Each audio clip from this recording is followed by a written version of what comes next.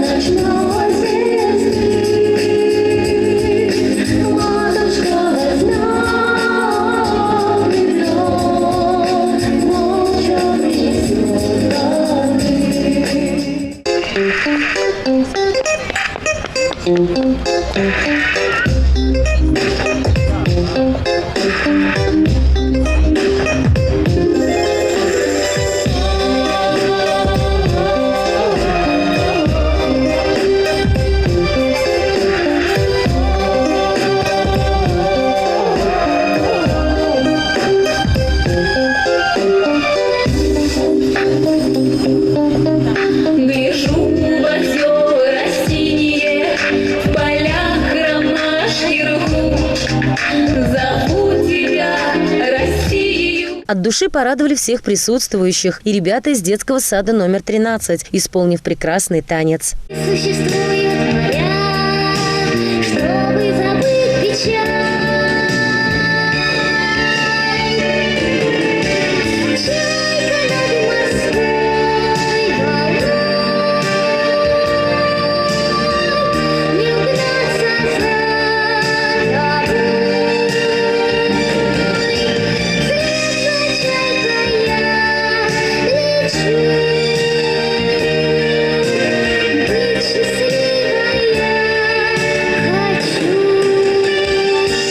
А все любители шашек и шахмат смогли блеснуть интеллектом в игре с руководителем клуба настольных игр Валерием Исаевым. Самые маленькие гости праздника приняли участие в игровой эстафете и получили сладкие призы. Вместе с канашцами радовалась и сама природа. Солнечная и теплая погода стала ее особым подарком к празднику. Марина Баринова, Павел Шевченко. Вести недели. Новая награда за участие в работе с ветеранами ГСВГ. В Краеведческом музее состоялась очередная встреча бывших солдат советских войск в Германии. Руководитель общественной организации Генрих Васильев высоко оценил фотовыставку и вручил сотрудникам музея почетные грамоты. После окончания войны в 1945 году были оставлены войска в Германии для поддержания мира. Они с честью справились с поставленной задачей. У нас общая история, то есть все это наша история. И во времена Петра I, и далее всех. И сегодняшний день, то, что мы сегодня по крупицам собираем, передаем нашим детям, внукам, это очень важно, это очень нужно. И поэтому вот за то, что вот делают такую большую работу, я сегодня хочу вручить почетную грамоту Чувашской республиканской общественной организации ветеранов, пенсионеров войны, труда, вооруженных сил и правоохранительных органов Даниловой Маргарите Филимоновне. Большое спасибо. Спасибо. Единственное в мире два государства – это Великобритания и Россия. Неделимы в своих границах и не поддавались никому. Это в течение более 500 лет. Это два государства в мире. Мы этим гордимся, мы это должны передавать нашему подрастающему поколению. С историей нас ознакомил председатель организации ветеранов Михаил Семенов. Первоначальное количество военнослужащих, наших солдат, офицеров насчитывалось примерно около 3 миллионов, хотя он прямо называет 22,9, но около 3 миллионов было. Наши солдаты, которые войну закончили, они должны были еще дальше служить, 3-5 лет еще продолжали служить. После этого только им пришла замена. ГСВГ было создано на базе Белорусского фронта. Служили из всех союзных республик. А из Чувашской республики за 49 лет были призваны из военкоматов 108 тысяч парней, молодых парней. Общественная организация существует уже 4 года. Нас готовили к войне. Я прямо говорю, готовили к войне. И мы, военные специалисты, стали там, когда мы служили. Я, например, танкист, служил в Виттенберге. Что касается экипажа танка, я все знал. И механик-водитель, командир танка, и заряжающий. Вот эти профессии я все знал. Мы решили себя показать и оставить память. Какие у нас задачи? Работу вести, военно-патриотическую работу с молодежью в школах, колледжах и так далее. Это первый вопрос номер один. Во-вторых, оставить память о себе.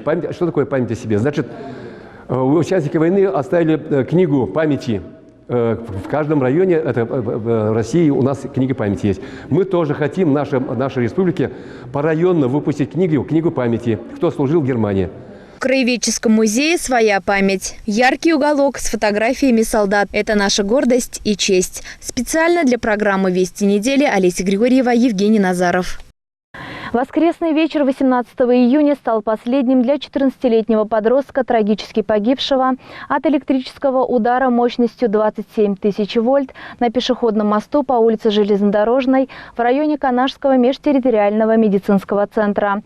В связи с этим в администрации города состоялось экстренное совещание, где рассматривались причины трагедии. Подобные случаи в последнее время происходят с пугающей регулярностью. Но это не останавливает тех, кто в поисках острых ощущений готов рискнуть своей жизнью. С результатами осмотра места происшествия собравшихся ознакомил глава администрации города Канаша Владислав Сафронов.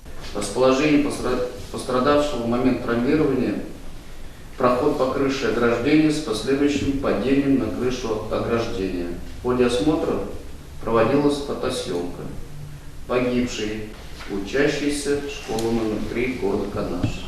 Каким был Даниил подростком и учеником, и что могло подвигнуть его на такой поступок, рассказала заместитель директора школы, в которой он учился, Инга Гаврилова. В каждой школе города в течение учебного года проводятся различные профилактические работы со школьниками по правилам поведения на железнодорожном транспорте и объектах его инфраструктуры в том числе. В этом году как никогда к нам постоянно приходили на беседы, и даже был у нас чувашский прокурор транспортный Данилов в мае. Даже в мае у нас буквально прошло 5 встреч. У нас приходила Егорова с ПДН, ЛОВД, потом приходили с железнодорожного вокзала, с ПЧ-19. С ПЧ-19 приходили не только руководящие работники, но даже электромонтеры. Электромонтер приходил, он приносил видеофильм, где наглядно показал детям всю опасность, что может произойти, если приблизиться к этим линиям высоковольтным. О принятии дополнительных мер по обеспечению безопасности детей в разных направлениях в период летних каникул рассказала заместитель главы администрации по социальным вопросам, начальник отдела образования и молодежной политики Валентина Дмитриева. Совместно работаем с железнодорожными организациями. И наглядный материал у нас есть, и лекции есть. Они все выставлены на сайт отдела образования в раздел «Безопасность образовательных учреждений». Там есть по электробезопасности, даже есть лекции по правилам безопасного поведения на железной дороге с приведением примеров случаев травмирования несовершеннолетних граждан на объектах Горьковской железной дороги за 2016 год. Выяснить причину и принять определенные меры к предотвращению следующих несчастных случаев прибыл заместитель главного инженера Горьковской железной дороги по территориальному управлению Евгений Ананьин. Осознавать то, что произошло, мы, как администрация железной дороги, искренне соболезнуем и родителям, и всем близким. Вернуть уже, конечно, ребенка не получится, но со стороны железной дороги хочу сказать, что сделано все для того, чтобы жители города, жители нашей республики могли безопасно эксплуатировать инфраструктуру железной дороги.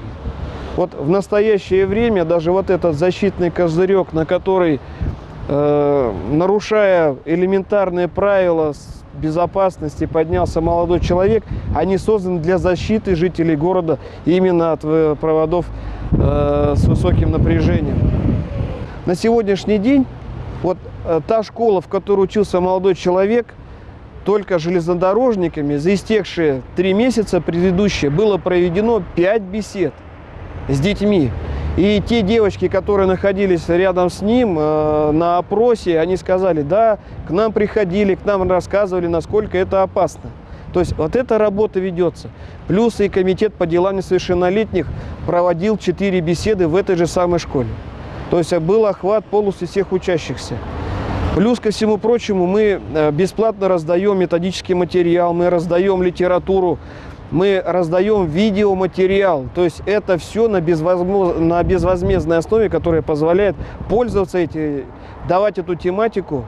И я также знаю, что и учителя в школе пользуются этой литературой, пользуются тем тематическим материалом, который мы предоставляем на своих занятиях. Выслушав всех выступающих, невольно возникает вопрос, почему дети не обращают должного внимания на все усилия взрослых. Возможно, многое зависит и от обстановки в семье, и от отношения сверстников. Теперь никто не сможет ответить на этот вопрос с точки зрения погибшего мальчика. Остается лишь на примере его трагической гибели обратиться ко всем, как к детям, так и ко взрослым. Будьте предельно осторожны на железнодорожных объектах. Помните, нет такого лекарства, чтобы вернуть так нелепо прерванную жизнь. Дорогие телезрители, будьте осторожны, берегите себя и близких. Удачной вам недели. До свидания.